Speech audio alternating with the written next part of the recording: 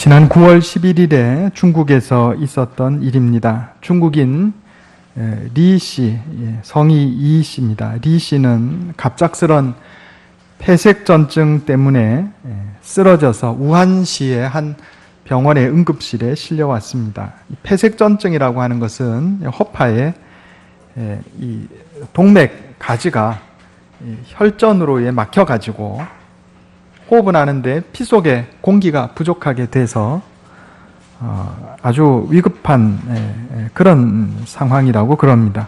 어쨌든 이 리 씨가 우한시의 한 병원에 응급실에 실려와서 의사 선생님이 아주 응급조치를 잘해서 다행히 생명을 구할 수가 있었습니다. 그런데 연락을 받고 달려온 이 리 씨의 아버지는 의사에게 응급조치 중에 옷이 손상되었으니 책임지라 이렇게 얘기하고 옷값을 물어내라 이렇게 얘기해서 17만 원의 옷값을 받아서 돌아갔다. 이런 얘기가 뉴스에 나왔습니다. 아니, 아들 생명을 구했는데 아들 생명을 구해준 것에 대해서 감사하기는커녕 응급조치하다가 옷을 찢어놨으니까 옷값 물어내라. 그래가지고 돈 받아가지고 갔다 이런 얘기입니다. 성경에도 이와 유사한 이야기가 있어요. 하나님께서 이스라엘 백성을 사랑하셔서 이집트에서 노예살이하는 거 모세를 보내셔서 구해내셨는데 이스라엘 백성들이 막상 광야로 들어가니까 먹을 것도 부족하고 마실 것도 부족했단 말이에요. 그게 뭐라 그랬어요? 우리 돌아갈란다. 이집트로 돌아갈란다. 그렇게 하고 만나가 지겹다. 왜 고기 안 주느냐? 이렇게 원망 불평했던 역사가 있습니다. 민수기 14장에 보면 가데스 바네아에 도착을 해서 조금만 이제 더 가면 가나안 땅이에요. 정탐꾼들을 보냈는데 정탐꾼들이 갔다 와서 보고한 내용이 여호수아와 갈렙 빼고는 덩치도 크고 저 사람들 앞에 우리 메뚜기처럼 보일 것이다. 이게 전쟁하면 필패다. 여호와께서 우리를 여기까지 인도해서 칼에 죽게 하시려고 여기에 인도하셨는가? 이렇게 원망 불평했어요. 이들은 결국 광야에서 다 죽고 말았습니다. 20세 이상 된 사람들은 다 광야에서 죽고 말았어요. 오늘 우리에게 주시는 하나님 말씀은 감사에 대한 교훈입니다. 골로새서 3장 15절, 16절, 17절 이 세 절 안에 감사하라는 명령이 3번 나와요. 15절에 보면 너희는 또한 감사하는 자가 되라. 또 16절에 감사하는 마음으로 하나님을 찬양하고 또 17절에 그를 힘입어 하나님 아버지께 감사하라 그랬어요. 감사하라. 돌아오는 수요일에 우리 추석 명절입니다. 이건 사실은 우리 민족의 감사의 절기라 이렇게 얘기할 수가 있겠습니다. 추석을 앞두고 신앙의 가장 중요한 요소 중에 하나인 감사에 대해서 좀 살펴보고자 합니다. 우리가 감사하지 못하는 이유가 무엇인가? 그걸 한번 먼저 살펴보고 감사하는 자에게 하나님께서 어떤 복을 주시는가? 그걸 한번 살펴보려고 합니다. 우리가 왜 감사하지 못하는가? 따라해 보겠습니다. 부정적인 마음.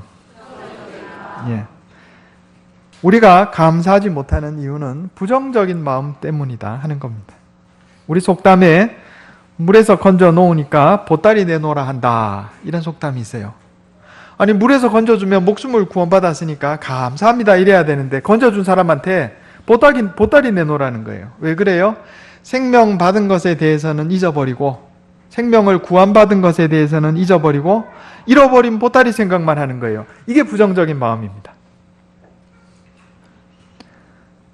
조금 전에 말씀드린 것처럼 중국의 리 씨가 생명 구원을 받았는데 그 아버지가 아들 살아난 것은 감사하지 못하고 옷 찢어진 것에 대해서 원망하고 돈 물어내라 이랬단 말이에요. 오늘 우리에게 주시는 하나님의 말씀에는 감사하라라는 명령이 3번이나 반복되고 있습니다. 왜 명령문일까요? 저절로 되는 거는 명령 안 합니다. 성경에 뭐뭐 하라 이렇게 나오는 것은 명령문인데 왜 명령하시냐면은 저절로 안 되는 것인 경우에 그렇게 명령하세요. 밥을 먹어라 이렇게 명령하는 거 없습니다. 밥 먹어라 명령 안 해도 다 알아서 밥 잘 먹습니다. 그죠? 명령 안 하는 거예요. 그런데 가만 놔두면 미워하고 싸우니까 서로 사랑하라 이렇게 명령하는 거예요. 가만 놔두면 원망하고 불평하니까 감사하라 이렇게 명령하는 것이다. 이런 얘기입니다. 우리의 심령이 타락해서 타락한 우리 마음은 자꾸 부정적인 쪽에 기울어서 원망하고 불평하게 됩니다. 널리 알려진 이야기가 있습니다. 두 아들을 둔 할머니 얘기예요. 한 아들은 우산장사, 작은 아들은 집신장사. 그래, 비가 오면 우리 집신장사하는 아들 망하게 생겼네. 그리고 울고, 날이 좋으면 우산장사하는 우리 아들 망하게 생겼네. 그리고 울었다. 이런 얘기가 있잖아요. 생각을 바꾸면 비가 오는 날에는 우산장사하는 우리 아들 장사 잘 되겠네. 날이 좋으면 집신장사하는 우리 아들 장사 잘 되겠네. 자, 똑같은 상황인데도 생각만 바꾸면 원망, 불평할 마음이 감사하는 마음으로 바뀌게 된다. 이런 얘기입니다. 군대 생활하면서 내가 여기서 시간 낭비하고 있구나 이렇게 생각하면 감사할 거리가 없어요. 그런데 하나님께서 나를 이 군 생활을 통해서 끈기와 인내를 배우게 해주시고 내 몸을 건강하게 해주시는구나 이렇게 하면 감사할 거리가 있는 거예요. 제가 군 생활할 때 그렇게 했습니다. 철책에 아주 고생하는 데 가가지고 아이고 지금 생각해봐도 그냥 끔찍해요. 제대하고 한 15년 정도 군대 다시 가는 꿈을 꿨는데 그 꿈 안 꾸게 된 지가 얼마 안 돼요. 그만큼 힘들었어요. 근데 저만 그런 줄 알았더니 남자분들 대부분이 그렇더라고요. 군대 갔다 와서 한 20년까지 군대 다시 가는 꿈을 꿉니다. 그런데 그 안에서 하나님께서 나를 이 군대에 보내셔서 끈기와 인내를 배우게 하시고 내 체력을 건강하게 해주려고 하시는구나 이렇게 생각하고 지냈기 때문에 그거 버티고 이겨낼 수 있었다 이런 얘기입니다. 감사하는 마음은요 저절로 우러나오는 게 아니에요. 그게 우리가 그렇게 안 됩니다. 타락한 마음 때문에. 감사하는 마음은 신앙 안에서 배우고 연습하고 의지를 기울여서 힘써야 이게 가능해진다 이런 얘기입니다. 오늘 골로새서 3장 17절 말씀에 제가 한번 읽어보겠습니다. 또 무엇을 하든지 말에나 일에나 다 주 예수의 이름으로 하고 누구를 힘입어? 그를 힘입어 하나님 아버지께 감사하라. 감사가요 내 마음대로 안 돼요. 예수님 도와주셔야 되는 거예요. 그러니까 우리가 어떤 상황에서든지 예수님 제 마음 가운데 부정적인 마음 사라지고 긍정적인 마음 갖게 해주시옵소서. 감사하게 해주시옵소서. 이렇게 은혜를 구해서 그의 힘을 힘입어서 감사할 때 이게 감사가 가능해진다 이런 얘기입니다. 두 번째로 따라해 보겠습니다. 교만한 마음과 겸손한 마음. 우리가 감사하지 못하는 것은 교만하기 때문이에요. 겸손한 사람이 하나님께 감사할 줄 알게 된다 이런 얘기입니다. 성경 한번 찾아보겠습니다. 신명기 8장 12절.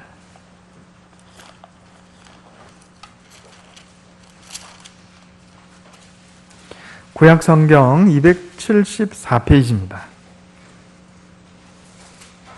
신명기 8장 11절부터 보겠습니다. 11절부터 18절까지 구약성경 274페이지입니다.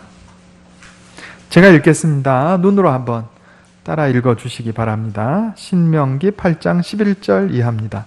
내가 오늘 내게 명하는 여호와의 명령과 법도와 규례를 지키지 아니하고 내 하나님 여호와를 잊어버리지 않도록 삼갈지어다. 내가 먹어서 배부르고 아름다운 집을 짓고 거주하게 되며 또 내 소와 양이 번성하며 내 은금이 증식되며 내 소유가 다 풍부하게 될 때 14절 같이 읽겠습니다. 내 마음이 교만하여 내 하나님 여호와를 잊어버릴까 염려하노라. 여호와는 너를 애굽 땅 종되었던 집에서 이끌어내시고 또 제가 읽겠습니다.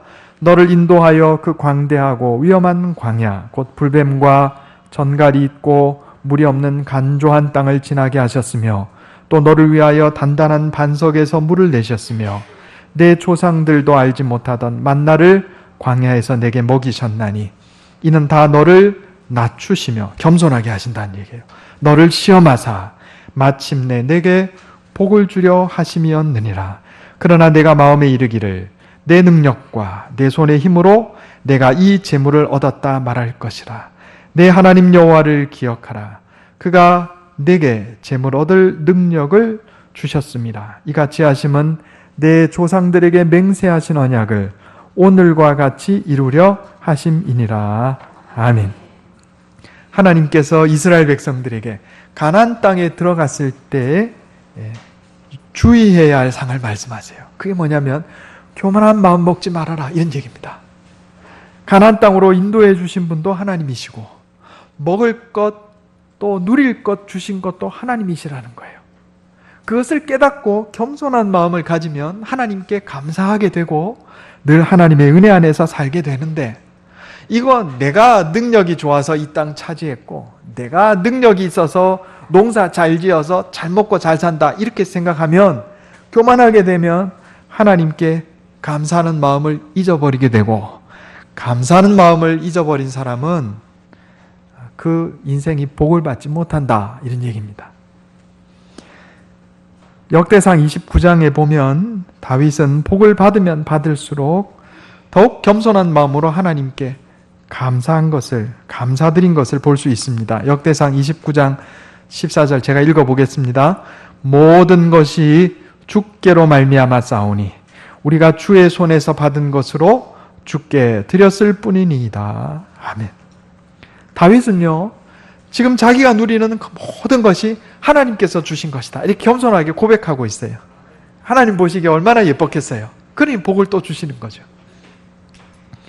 감사하지 못하는 이유 세 번째, 불신앙 한번 따라해 보겠습니다. 불신앙. 우리가 감사하지 못하는 것은 궁극적으로 불신앙 때문입니다. 제가 전에 민수기에 기록된 역사는 실패 역사다, 이런 말씀 드린 적이 있어요. 하나님께서 이스라엘 백성들을 이집트에서 노예살이하는 이스라엘 백성들을 이끌어내셔서 가나안 땅으로 인도하시는 그 광야 생활 가운데 이스라엘 백성들이요, 사실 감사해야 되는 거예요. 아까 우리 중국에 얘기한 것처럼 생명을 구원해 주셨으니까 감사해야 하잖아요. 그런데 민수기 한번 읽어보세요. 하나님께 감사드렸더라, 이런 말씀이 나오는가? 그냥 민수기는요, 보면 전부 이스라엘 백성들이 하나님께 원망했더라, 불평했더라, 소리질러 울었더라, 이런 얘기밖에 없어요.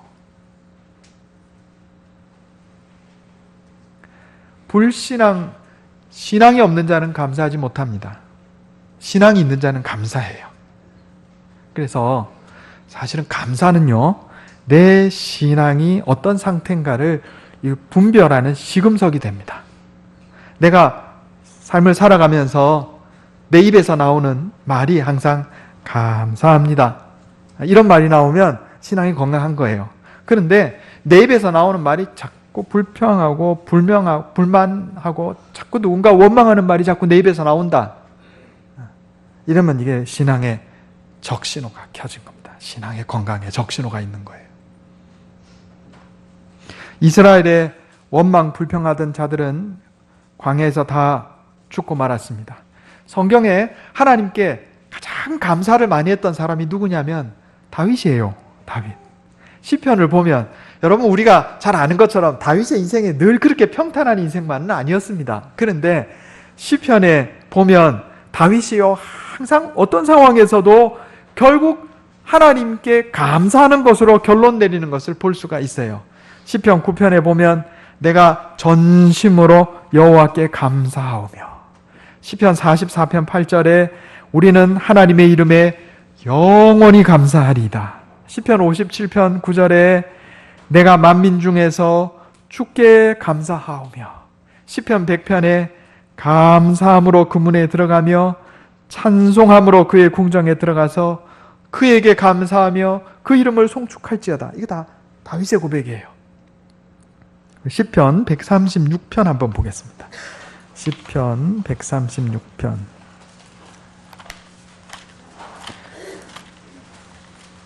우리 시편에 감사의 시편이 있는데 이게 136편이에요. 제가 한번 읽어보겠습니다. 901페이지입니다.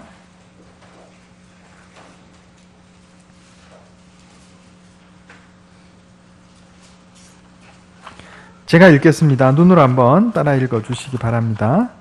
시편 136편입니다. 여호와께 감사하라. 그는 선하시며 그 인자하심이 영원하미로다. 신들 중에 뛰어난 하나님께 감사하라. 그 인자하심이 영원하미로다. 주들 중에 뛰어난 주께 감사하라. 그 인자하심이 영원하미로다. 아멘. 시편 136편 전체가 하나님을 향한 감사로 채워져 있다, 이런 얘기입니다. 어떤 사람이 감사할 수 있습니까? 긍정적인 마음을, 부정적인 마음을 버리고 긍정적인 마음을 품는 사람이 감사합니다. 또 교만한 마음 버리고 겸손한 마음, 하나님의 은혜 안에서 겸손한 마음을 가진 자가 감사합니다. 또 어떤 자가 감사합니까? 불신앙자는 감사하지 못합니다. 신앙 위에 굳건히 선 자가 하나님께 감사한다 하는 겁니다. 그런데 성경에 보면요, 감사하는 자가 받는 복이 있어요. 그 한번 살펴보려고 합니다. 제가 설교를 간단하게 요약했습니다. 주보에 우리 같이 한번 보겠습니다. 따라해 보겠습니다. 감사하는 자가 받는 복. 예, 괄호 1번 같이 한번 읽어보겠습니다. 시작. 마음의 기쁨과 평강이 넘치게 됩니다. 아멘. 우리가 성경을 살펴보면 감사하는 자가, 특별히 감사하는 자가 받아 누리는 복이 있는데 그 첫 번째가 뭐냐면 평강이에요. 평강. 오늘 우리에게 주시는 하나님 말씀 골로새서 3장 15절 제가 다시 한번 읽어볼게요. 첫 번째 절입니다.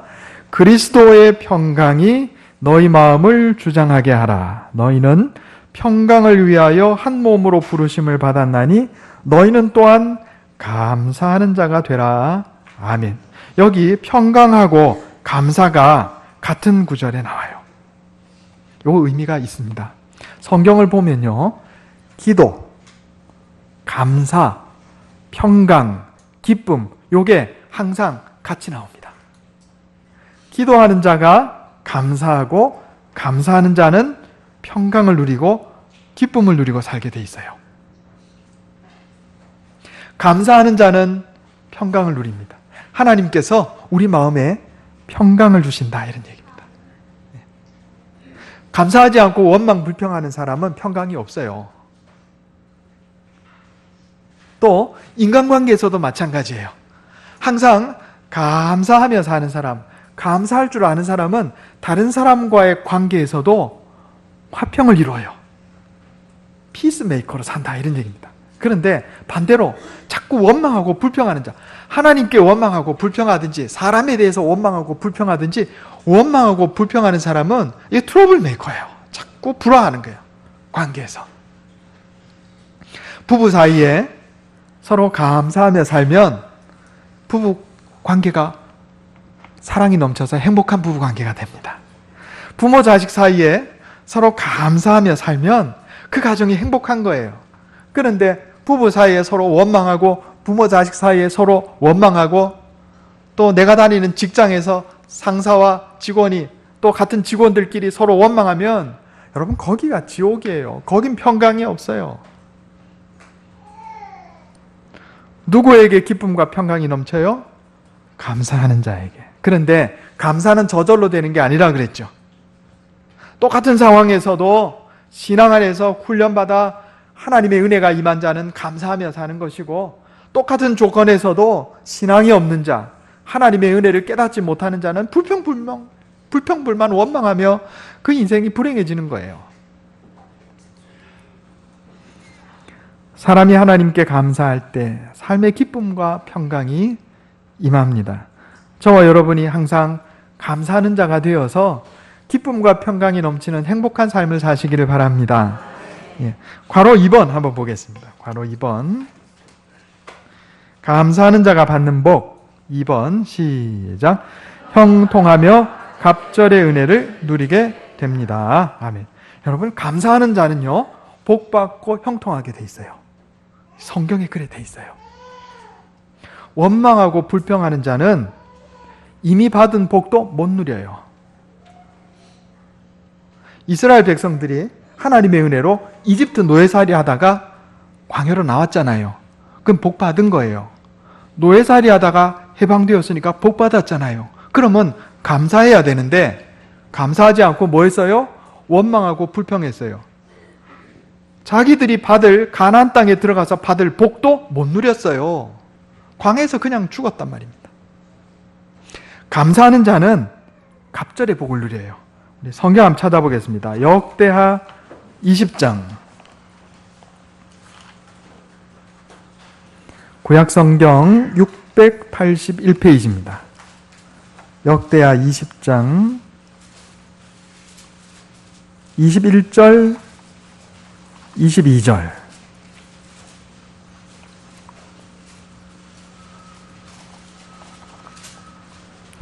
제가 읽겠습니다. 구약성경 681페이지 역대하 20장 21절 22절. 암몬, 모압, 그리고 세일산 주민들, 에돔 족속 이 셋이 연합해서 남쪽 유다 왕국 이스라엘을 치러 왔어요. 지금 전쟁이 일어난 상황입니다. 그런데 당시 이스라엘 왕이 누구냐면, 유다의 왕이 누구냐면 여호사밧, 하나님을 경외하는 아주 선한 왕이었어요. 근데 그가 어떻게 했냐면 역대하 20장 21절 22절 제가 읽겠습니다. 백성과 더불어 의논하고 노래하는 자들을 택하여 거룩한 예복을 입히고 군대 앞에서 행진하며 여호와를 찬송하여 이르기를 여호와께 감사하세 그의 인자하심이 영원하도다 하게 하였더니 그 노래와 찬송이 시작될 때에 여호와께서 복병을 두어 유다를 치러 온 암몬 자손과 모압과 세일산 주민들을 치게 하심으로 그들이 패하였으니 아멘. 이 전쟁 상황이에요. 세 민족이 연합해서 쳐들어왔어요. 국가가 바람 앞에 촛불처럼 위기 상황이에요. 그런데 뭐 했냐면 여호사밧 왕이 사람들을 택해서 예복을 입히고 군인들 앞장서서 나가면서 뭐 하겠어요? 찬송. 어떤 찬송? 감사 찬송. 여호와께 감사하세 그의 인자하심이 영원하도다. 시편 136편을 찬송한 거예요. 그러니까 하나님께서 복병을 보내셔서 전쟁에서 승리하게 하셨어요. 하나님께서는 감사하는 자에게 승리를 주십니다. 하나님께서는 감사하는 자에게 복을 주시고 형통을 주십니다. 그래서 우리가 평소에요, 내 입을 잘 관리해야 돼요. 하나님 감사합니다. 저절로 안 된다 그랬어요. 훈련해야 된다 그랬어요. 어렵고 힘들어도 하나님은 감사합니다. 이런 사람이 복을 받아요.